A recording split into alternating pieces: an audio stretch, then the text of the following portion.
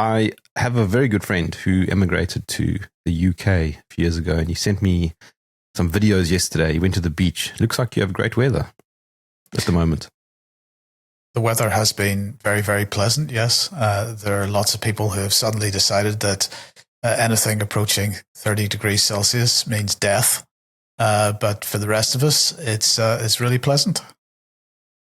I'm surprised about your beaches. They are seriously neat, if that video is anything to go by. Very clean. That's only on the surface. Once you get into the water and you watch the stuff floating by, then that's another thing. No, our water companies are appalling at the moment for just dumping raw sewage into places where people swim. That's a problem everywhere, though, isn't it? Well,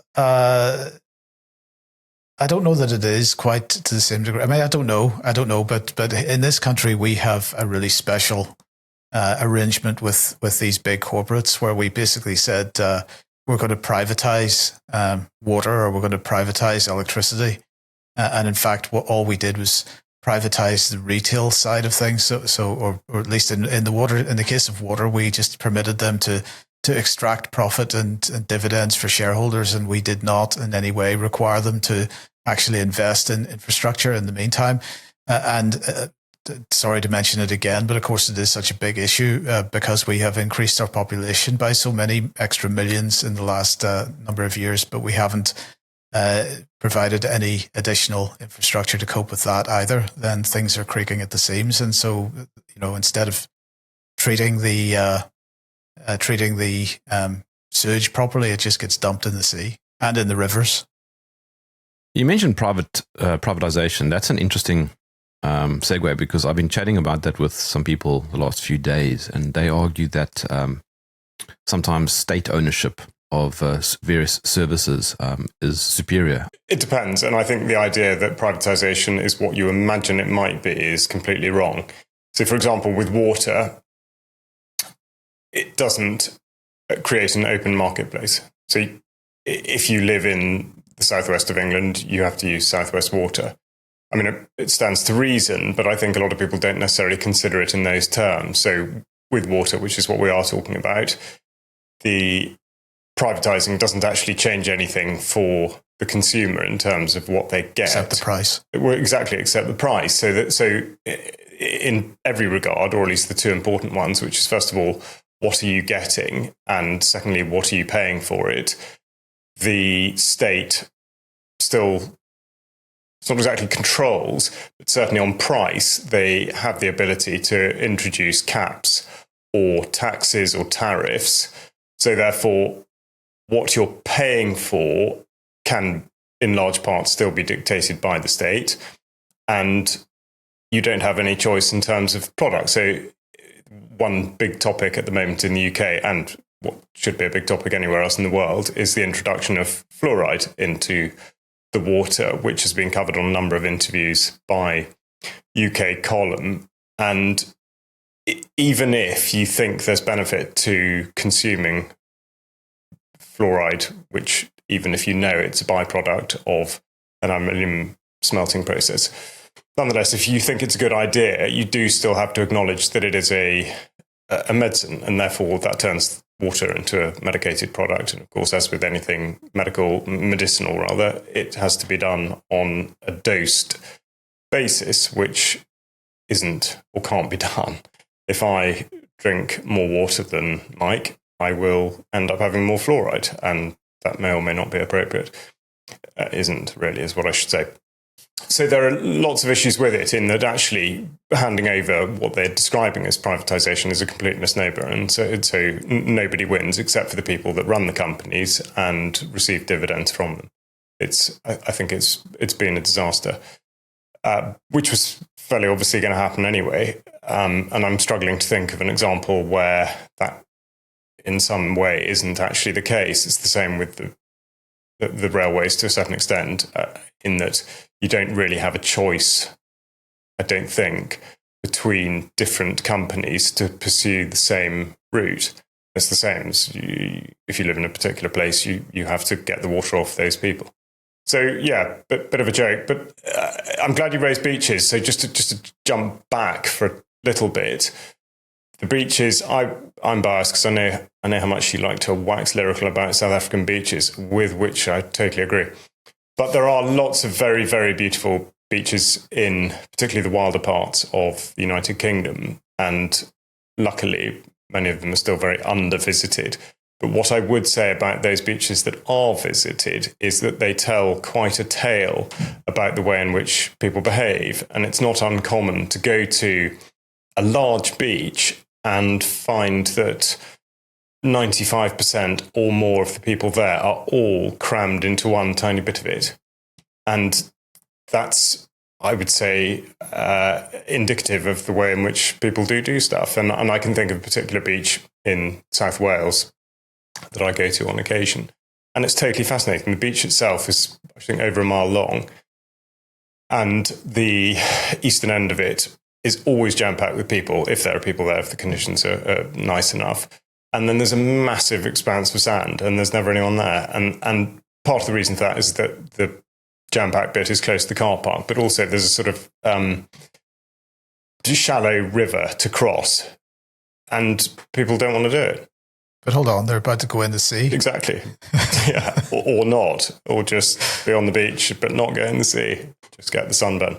I think we're bad at recognizing what's around us.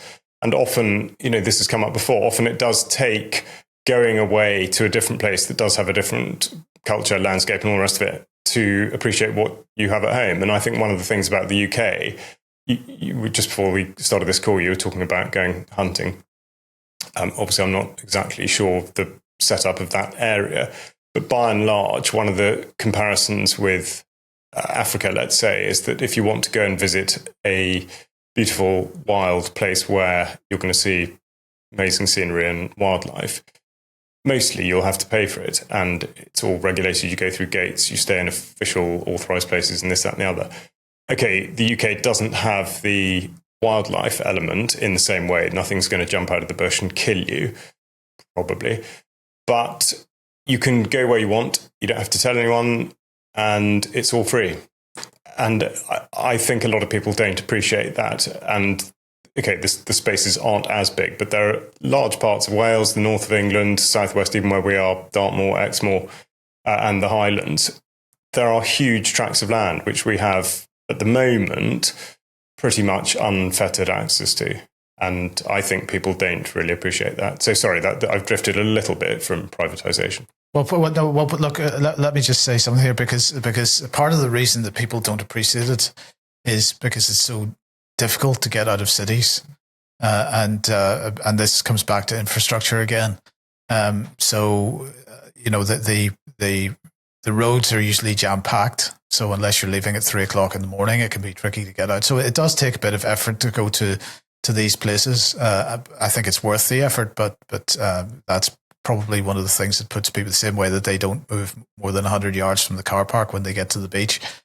But getting back onto the infrastructure thing again, and the question of privatization or nationalization, the main issue with basic economic infrastructure, things like railways, roads, water, power, these kinds of things, is you can't have competition. You can't have a private sector in these areas because you can't have pipes belonging to every possible player in the retail market running under the street to provide you with your gas or your water supply.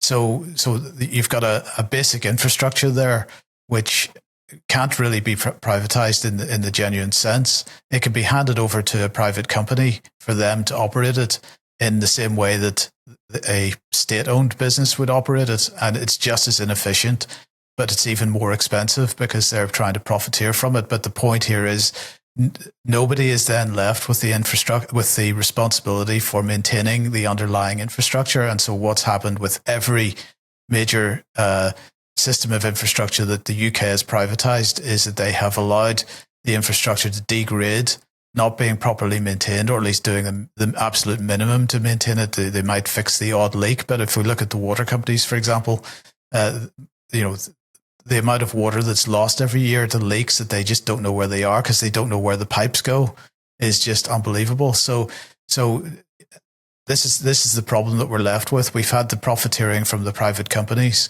No one has maintained the infrastructure, and at some point, a decision's going to have to be made about who's going to take responsibility for repairing or renewing or whatever the current infrastructure, and that's going to fall on the taxpayer. And that's when people are really going to appreciate that that was a pretty bad deal. So, I'm not a fan of nationalized industry as a rule, but I believe that basic economic infrastructure like that should be a function of the state, and the state should be held to account for its the fact that whether it operates or not. So anyway, that's just a thought. But to add to what you're saying, Mike, is the typically capitalist or free market argument that, well, the state simply doesn't do it as well. Yeah, I mean the fact that Britain's infrastructure is in such a state of collapse is a perfect demonstration of how privatization doesn't work in that context. And that doesn't mean that by default nationalization works either. There's got to be some kind of understanding about how it's going to work, where the responsibility lies, and the people that are running any business, whether it's private or national, have a responsibility to somebody. In the case of a private company, it's to the shareholders normally, and of course that means they're maximizing profit. And the only interest that the shareholders have is in maximization of profit. There should be an accountability for a nationalized business as well. And certainly there should be a requirement that if a manager or whatever, a CEO or whatever fails to fulfill their obligations, that they are fired effectively, or there's some kind of economic sanction. And of course, one of the problems of nationalized industries in the past has been that because it's effectively seen as some kind of civil service role, and nobody ever gets fired from the civil service, they just get promoted out of the job. Then of course that doesn't work either. So there's got to be, in principle, I think the state needs to be in control of this type of infrastructure, but there's got to be a proper framework for that, so there's proper accountability, and that's something that's never happened in this country, at least. Technically, though, the state doesn't actually produce anything; it outsources. Yeah. Well, now it does, but in the past, it has. I mean, okay, businesses have been state owned, so effectively the state is the shareholder. You could look at it from that point of view, and perhaps if there was shareholder value for the taxpayer, then maybe that might be a good model. That it's run like a private company, but any profit goes to the taxpayer. I don't know. I don't have an answer that's guaranteed to work here. But what's absolutely clear is that the current model is insane, because we are going to be left with a bill for replacement of infrastructure that we simply can't ever pay.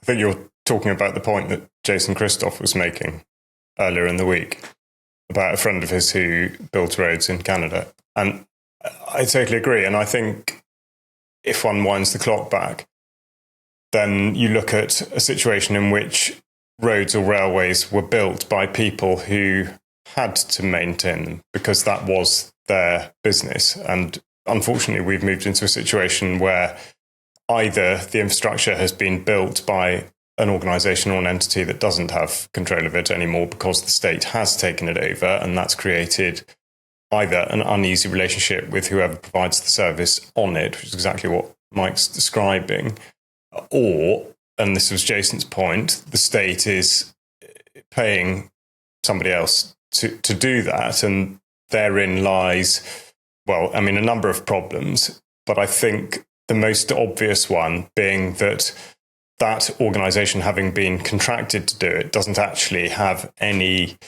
interest in what happens next. So, and as an example of that, it's a small scale example, but I live in a rural environment, and the government's been banging on about rural broadband for ages. Then something was done, and where we are, a fibre network, whatever you call it, was dug into the ground. In some places it was done relatively well, in others it was chaotic. Anyway, the point is that was said to be a project that was owned by the county council, and therefore, if we use that as sort of microcosm of the state, then we think, okay, yeah, it's a state project. But of course, it wasn't. It was done by a third-party commercial enterprise, and then they folded, and no records of what they did, what they put where, the infrastructure survive. Absolutely outstanding, and that happened immediately. The project reached its I think in fact may not have quite concluded. So everything that's been done so far, i.e., something I did eventually reluctantly sign up to, if there's any drama with it, no one knows. No one has any idea what was done, how it was done.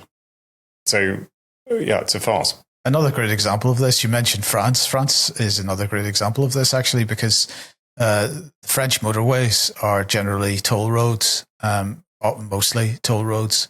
And so the French government commissioned private companies to build these roads. They're absolutely brilliant roads. They're relatively traffic-free compared to the UK motorways, for example. So it's quite easy to move over long distances in France. But the original deal was you build the road and you can put your toll booths on it for 20 years. Well, the 20-year period came up about 3, 4, 5 years ago. Can't remember exactly when. And the government then just entered into a new 20-year deal with the companies, and they just shafted the taxpayer. The agreement was 20 years with tolls, and then it was owned by the state. Now, you could argue that that's fair enough because those roads are well maintained and so on. But nonetheless, at the same time, there's still you enter into an agreement with somebody and it's supposed to be for a fixed term and that's it. And then suddenly the rules get changed. So there are things to consider here. And I'm not sure that there was ever any proper consultation. It was just done. If there perhaps had been a consultation with the road user and the taxpayer, then it might have been a different situation. But that was a pretty unpopular move at the time. There's a bridge that goes between mainland China and Hong Kong. I forget the name of it now. It's very long. I think it's like 20 kilometers or something. It is a magnificent piece of architecture. It was not done by a private company. It was done by the state. Will it become a white elephant in 20 or 30 years' time? Well, I suppose that depends on the economic impact that it has. If that's allowing economic activity to happen, which is generating tax dollars, then it's not a white elephant. It can never be a white elephant. It's only if it's a vanity project that never had any real economic value in the first place that it would end up that way. Yeah, but I think a lot of Chinese stuff is vanity.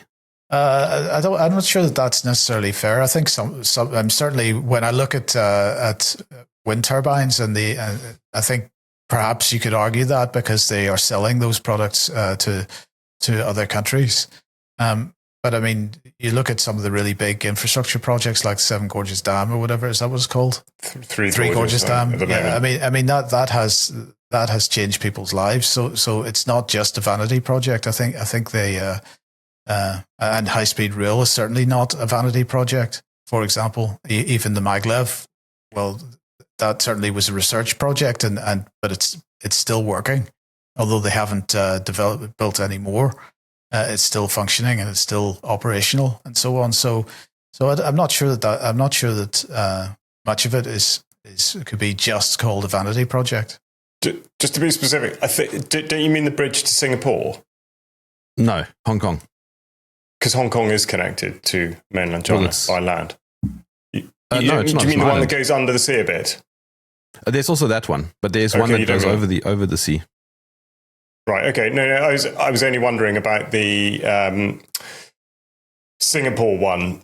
Which, sorry, that's a red herring. Then sidetrack. But there are 2 ferries a day, 2 hydrofoils a day, which make that route very busy, and therefore that bridge has been completely justified. But sorry, I thought you were saying that one because that you could say that there was a bit of vanity in that it does. You may have seen it online, but it goes under the sea for a section in order to allow bigger ships to pass effectively over the top of it, where there wouldn't be room to go underneath. The COVID era should have very, very blatantly shown us that the dichotomy between state ownership and private ownership is a false one.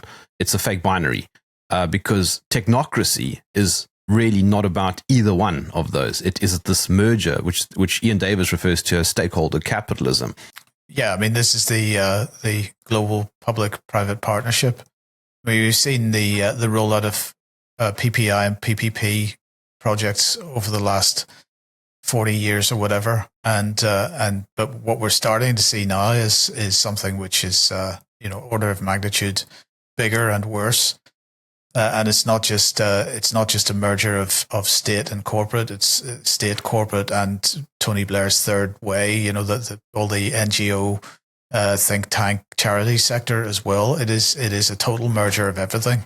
And yes, so it is true that in the not too distant future, the whole issue of public versus private is going to be moot because there's not going to be any difference between them. They're going to be the same thing. It is incredible what they're building at the moment and how fast they're doing it. And that's what Catherine Fitz is constantly warning about. If you're arguing about red versus blue in the States, you're being distracted. Well, and increasingly everywhere, because I think everybody's referring to this idea of the uniparty now. A perfect example was because, and I only mentioned it because it's in everybody's immediate memories, but Keir Starmer was elected here 1 year ago, pretty much on the idea of change. It was a change agenda. We've heard politicians talk about change. There's always been somebody in the last 40 years that's been running on a change platform. Well, he ran on a change platform. And quick as a flash, no sooner had he become Prime Minister than absolutely nothing changed. All the same legislation simply got rebranded and pursued. The only change, in fact, was the speed. So they've attempted to run through the same agenda in a much faster pace.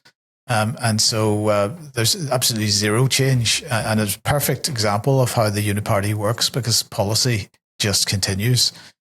The question is, where does policy come from? And it's certainly not coming from political parties anymore. They might pay some lip service to being, Labour being a socialist party. There's nothing socialist about it anymore. They got rid of any semblance of socialism in two stages, either partly with Tony Blair, and then when there was an attempt to move back towards being some kind of basically a socialist party with Jeremy Corbyn, they pulled the full strength of the anti-Semitic card to get rid of him and every Corbynite influence in the party, and so the Starmer party is much even further away from being socialist than the Tony Blair version of it.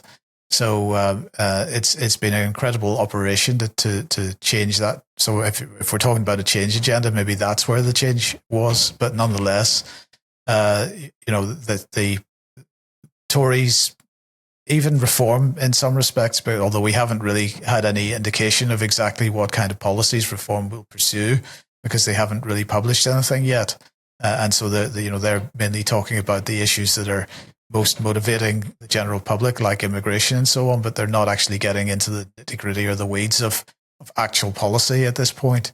But nonetheless, none of the mainstream parties have anything different to say. So it is genuinely a uniparty. And anybody that's watching the news yesterday, the UK column news yesterday, will have seen us talking about the fact that they've redefined what it is to be an MP in the UK, and they've removed from the definition or from the page that describes this any reference to elections and any reference to representation of an electorate. And so we're clearly seeing that in the documentation that they are publishing, the role of MPs changing and therefore democracy changing. And we have been arguing for a long time that democracy no longer exists.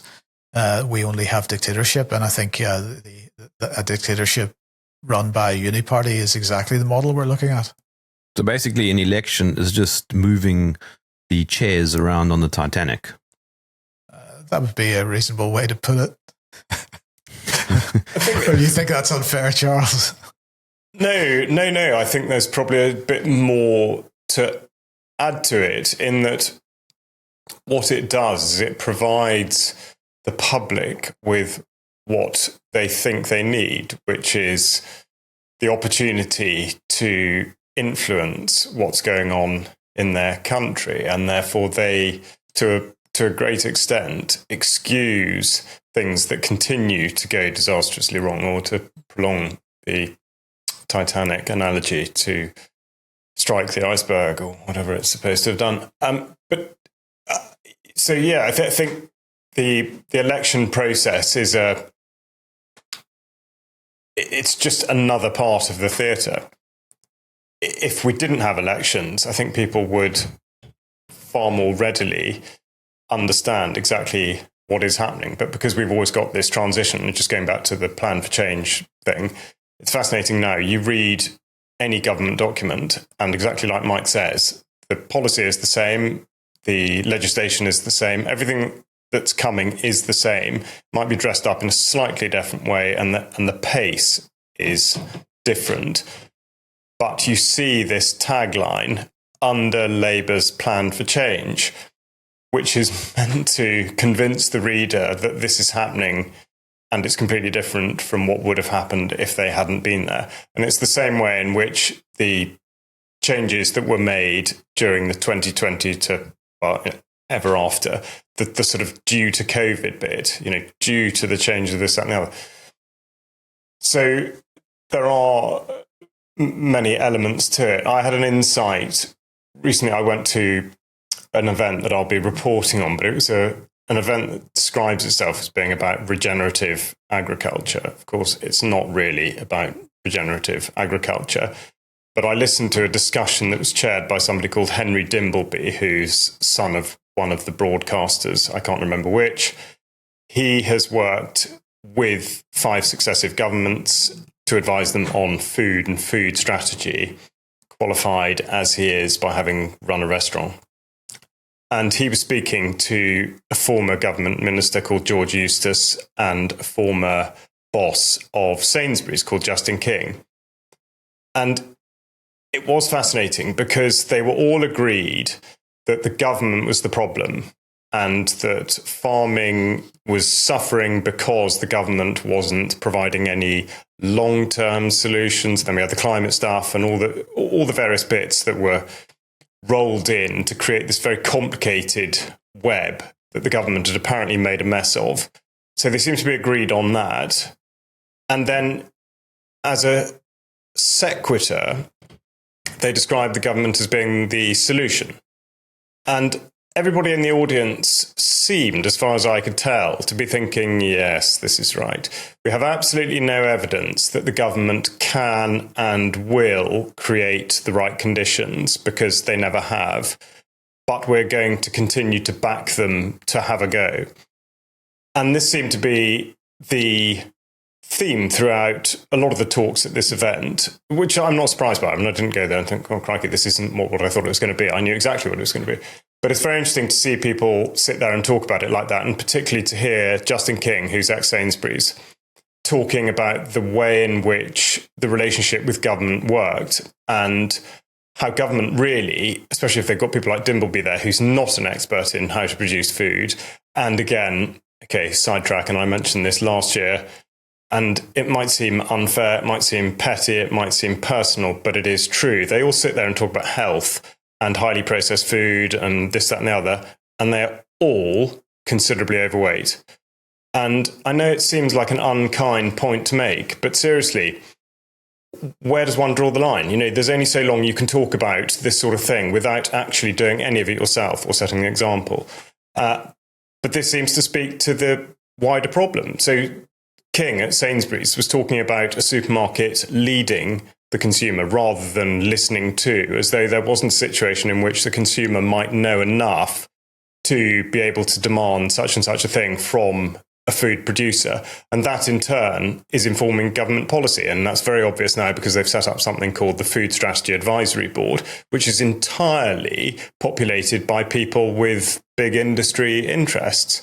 So at no point is this ever designed to benefit the people at the individual level, or actually the people who are supposed to be producing the food.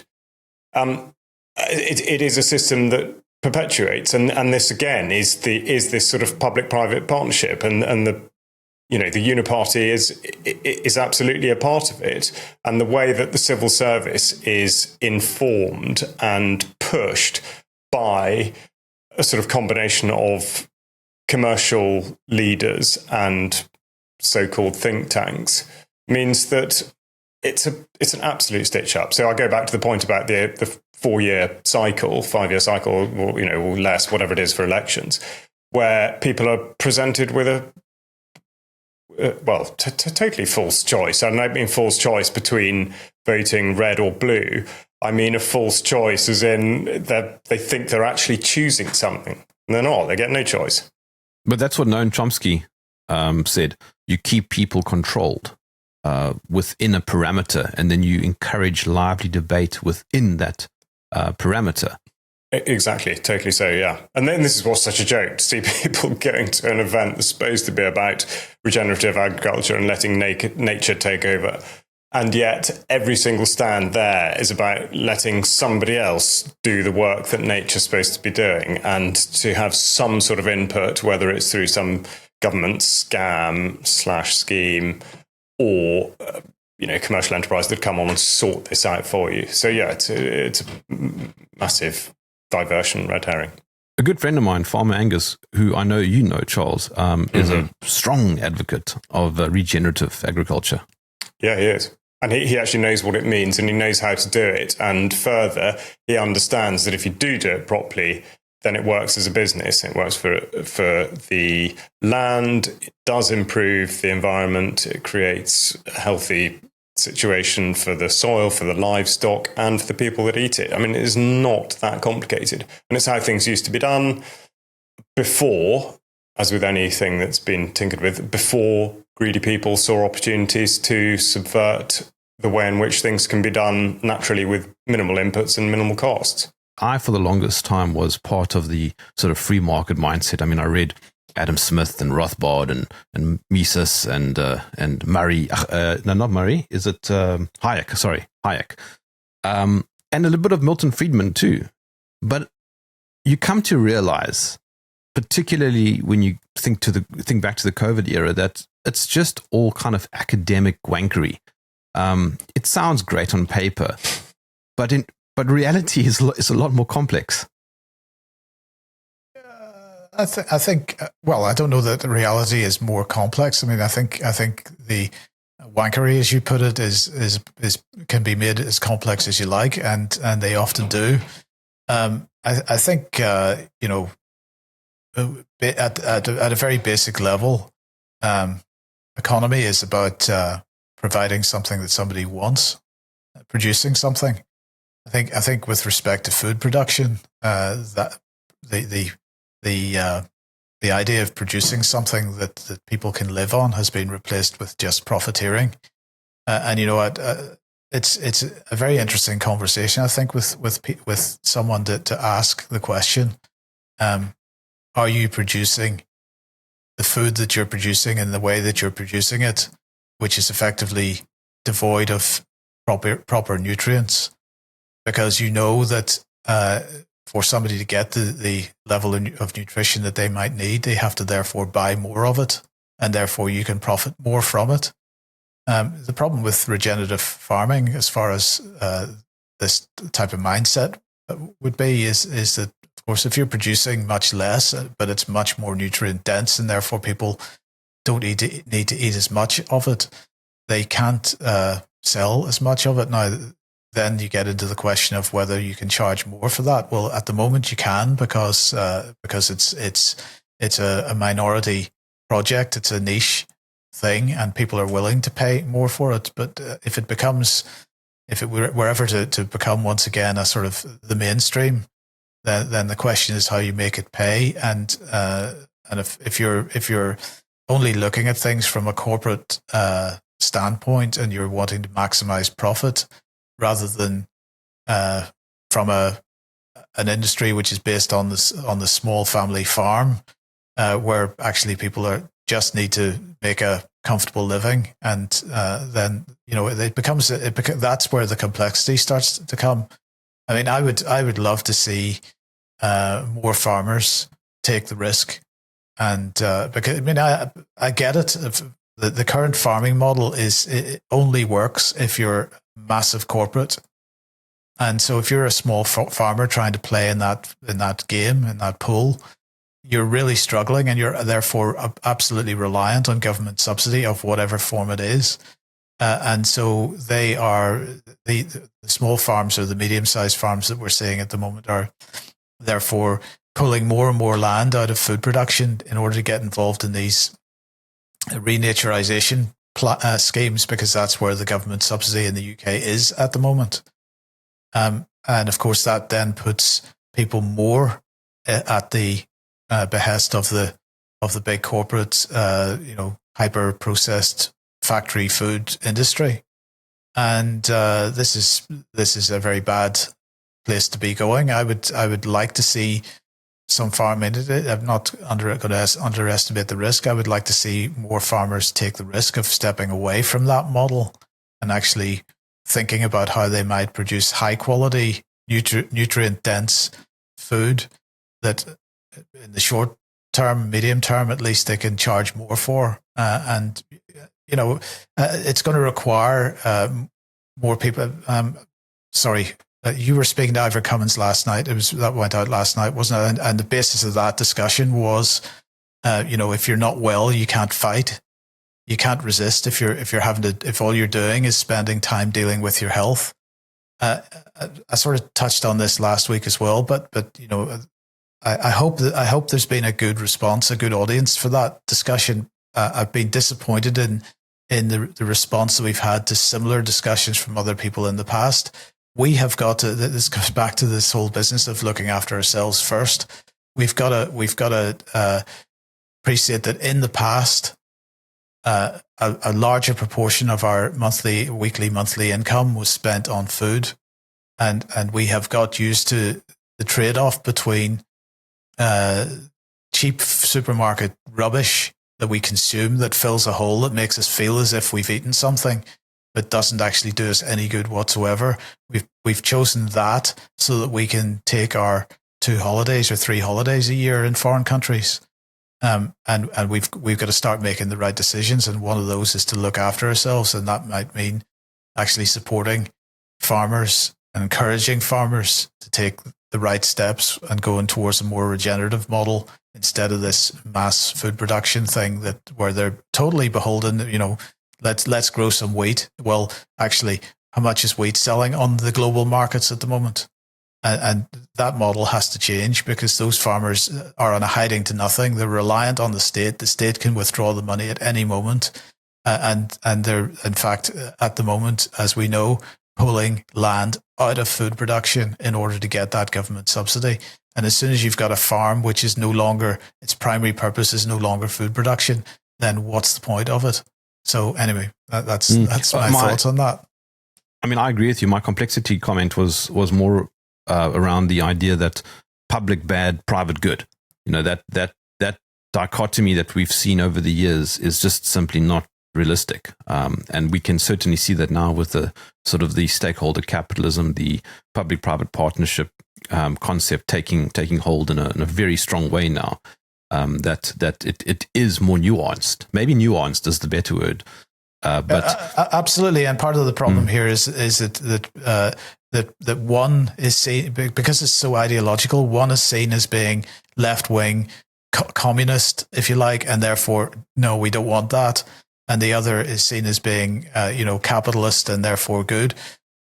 At the extremes, neither of these things is good, and we are being royally shafted by corporate entities every single day of the week, and it just beggars belief that nobody is prepared to set aside ideology and have a serious conversation about what would be the best thing to do at this point.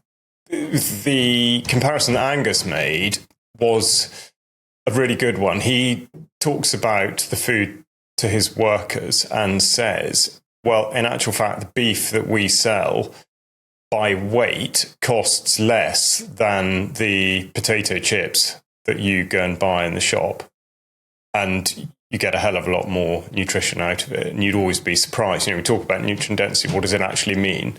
Okay, I think in the first instance, if you change from a diet of largely processed food that has to be consumed by volume to make you feel full, then switching to, say, nutrient-dense properly farmed beef, you'd probably want to be consuming more of it than you necessarily need to. But after a while, you adjust. And then it is quite incredible how little of something you need in order to feel full and how long that will keep you feeling full for.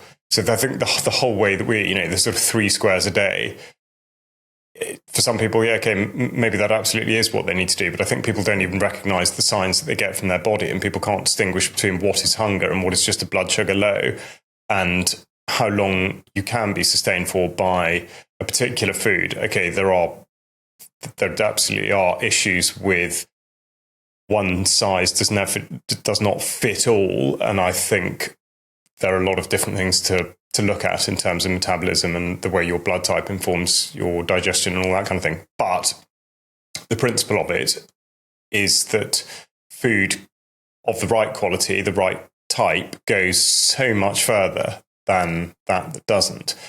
And I would say in overall cost, there's no contest. Proper nutrient-dense food costs you far less because it enables you to be in the right state of health and state of mind to be able to do all the things you want to do. You don't get ill, you don't get tired, you don't miss out on this, that, and the other. You don't have to go to, why would you anyway, but you don't have to go to a doctor, you don't have to engage in all sorts of things that either cost you money or certainly prohibit you from making money.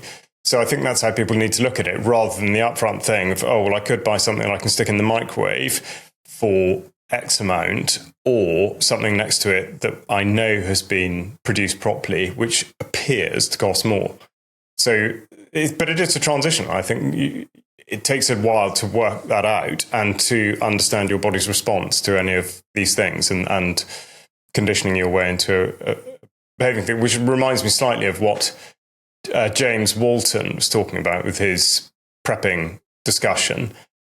And because I think he'd been going through something that I can't believe that all his family necessarily signed up for voluntarily, but he was talking about going through a period of time where they would eat for X number of days of the week and then not eat for some of them, which people would otherwise describe, if you take the prepping side of it, it's just intermittent fasting. So, but nonetheless, it's very interesting. And I think a lot of people listening will think, oh, there's no way I wouldn't be able to do that. I would not be able to go for a day or 2 days without food. Well, okay, this is not advice.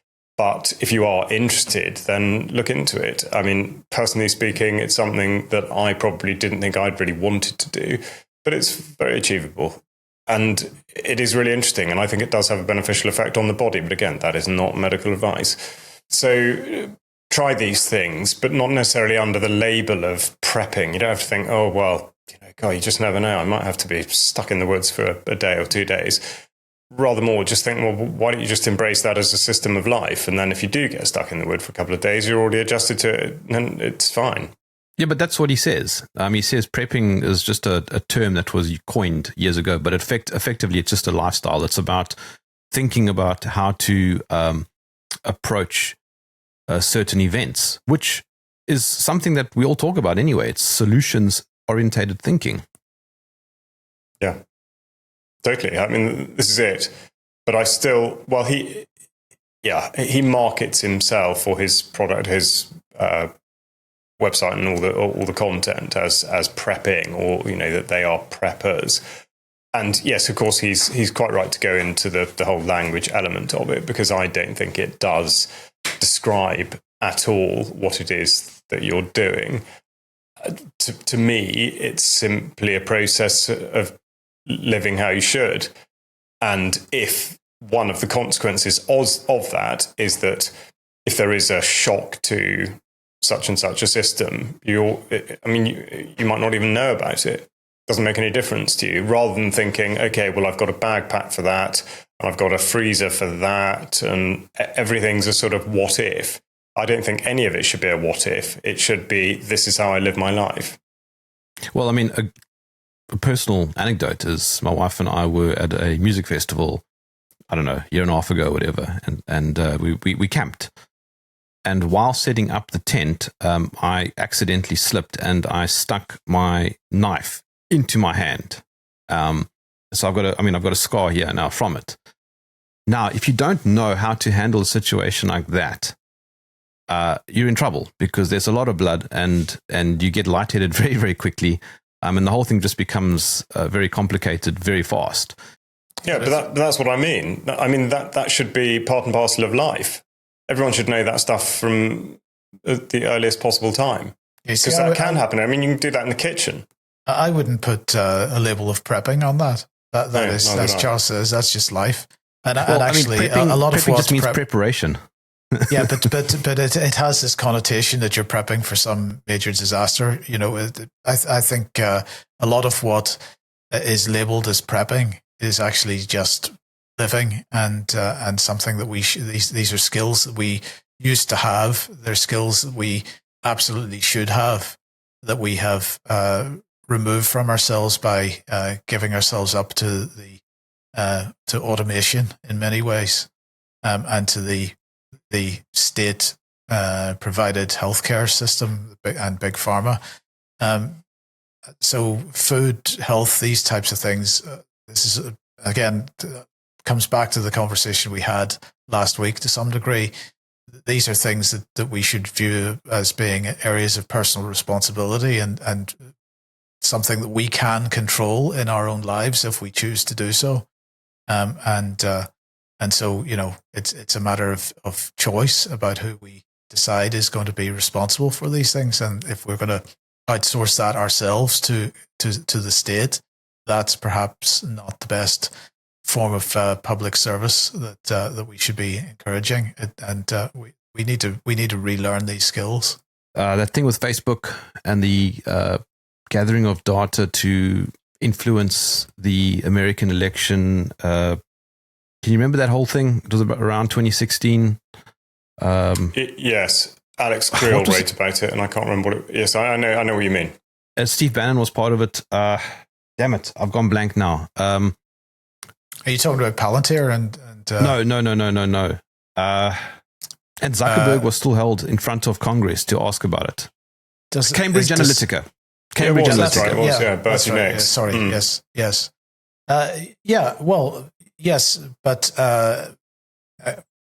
again, how was that even possible? That was possible because we decided that giving our data to all these types of companies was a good thing. And instead of having personal relationships just among a small group of people, we suddenly decided to want to talk to the world. There have been plenty of benefits to Facebook, as I've said before, and that sort of generation of internet service, because ideas have propagated amongst people that would never have been exposed to them otherwise necessarily. But I'm still very much not convinced that the benefits have outweighed the negatives at this point. I would be delighted to see Facebook not exist, or Twitter, or any of them. What we're seeing there is the influence of these guys, and you know, I'm very, very cynical about any of these big tech leaders, the Zuckerbergs and Peter Thiels of the world. A lot of these people, some of the founders have come directly from the intelligence agencies. There's no question about that. But a lot of the influence that we see coming from the tech sector is from nerdy types that were probably bullied at school, that probably have a very anti-human view of the world. And if we want to see where the whole transhumanist agenda is coming from, it's coming from them. And when we start seeing them ending up at a level where they are actually influencing presidents and prime ministers, that is something I don't think anybody, very few people in the world are even conscious of, and they need to be conscious of it, because if you want to merge with the machine, that's up to you, but the destination ain't going to be nice. So if we're human, if we consider ourselves human beings, to a certain degree, we've got to reject this merging with the machine that we are, even to the degree that we already have, and relearn the basics. And that starts with regenerative farming. It starts with taking responsibility for our own health. It starts with taking responsibility for our own navigation. from one place to another and relearning skills that we lost. Because we're going to end up, with a permanent connection. Wearables are going to be embedded soon. RFK said so. Well, exactly. And the UK has just announced that every newborn baby is going to be genomically sequenced. This is just the next step along that road. We've seen this infrastructure building, the disinformation industrial complex, if we want to call it that. We've seen it building, particularly since 2015, 2017. And we've seen the use of terms like post-truth world. We've seen the use of terms like trust, who are trusted sources, and so on. And it's very clear to me now that AI is part of this in a very big way. It is there, ultimately, in my opinion, to so pollute the information space that people are going to be increasingly, or they're going to be encouraged to rely on the trusted sources. And the trusted sources are going to be the BBC, for example, or CNN, or The Guardian, or The Times, because they are the... Or ChatGPT. No, I don't think that is actually the ultimate destination here. I think that if you have an AI system which is hoovering up data from the internet and spitting out answers, the purpose of that, in fact, is just to pollute the information space. Now, what comes next, I don't know yet, but what we are going to see is the point where it's already increasingly difficult to know what the truth is. But once we start seeing generative AI being seriously used, and we start seeing videos appearing, I mean, for example, two videos that appeared recently that got people very excited were the one with the guys on Macron and co on the train who were possibly snorting something white, and then Giorgia Meloni, who apparently was doing the same thing, although the Italian government seems to have said that she accidentally took a contaminated medication.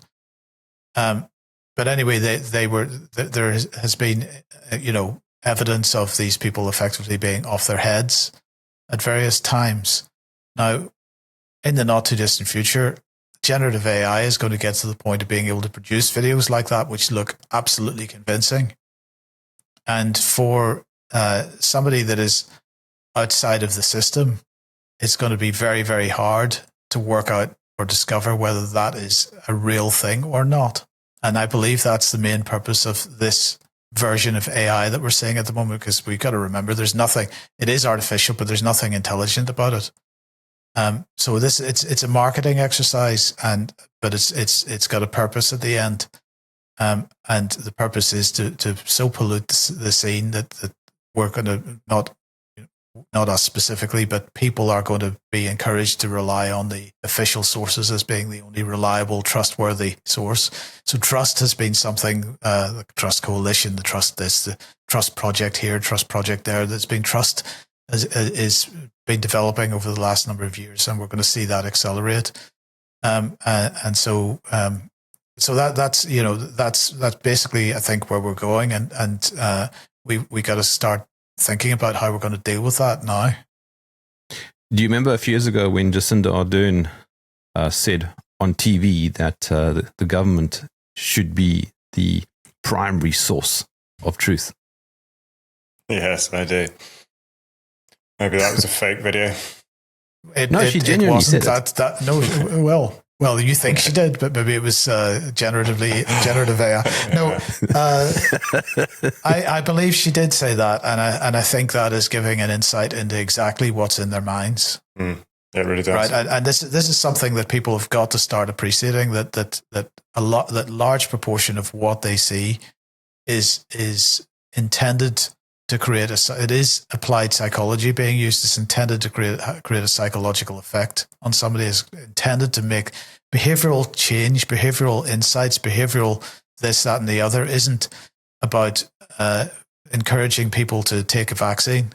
that certainly was used for that, but it's much more broadly used than just that rather limited thing. This is something that we are that we are being bombarded with on a daily basis, every minute of the day, and the idea is to drive people in particular directions, and that applies to the so-called freedom movement as much as anybody else.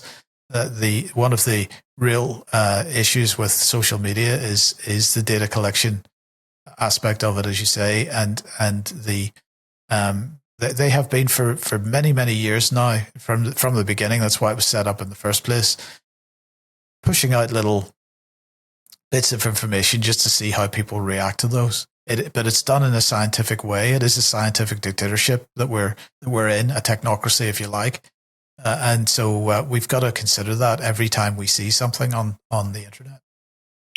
Yeah, just with regard to ChatGPT, or probably any of the other AI stuff that you can ask questions to, apparently in the belief that it knows something. If you know people that do this and do go to it for information that has any nuance to it, rather than, what color is the stop traffic light, then ask it a question, let it give you the answer, and then say to it, that's not true, and see what it does. Because it is been designed to be terribly polite, but it will concede absolutely that it hasn't got it right. So it will say, oh, yes, of course, I failed to mention this, that, and the other. And you just keep going. That's not true. That's not true. That's not true. And see what it does. It's very interesting. So that would be my advice. If you're tinkering around with it, thinking is that can this in any way provide information that is accurate, in any way, a whole view of whatever it is you're asking about. But I would also say that if you know young people who are being encouraged to use it, tell them to do that, just so that they're aware that if you do challenge it, it will just start casting around in other directions and try to pull in bits of information that it thinks you want. So that the whole idea is that I've said this before, it can be like asking for directions in a place where there's not really a common language. And you say, is it that way? And you go, yes, yes, yes. And then you say, is it that way? And you go, yes, yes, yes. And it's the same thing. So it just wants to please, and it wants you to continue to use it. So challenge it and see what happens. Gentlemen, thank you for joining me in the weekly banter.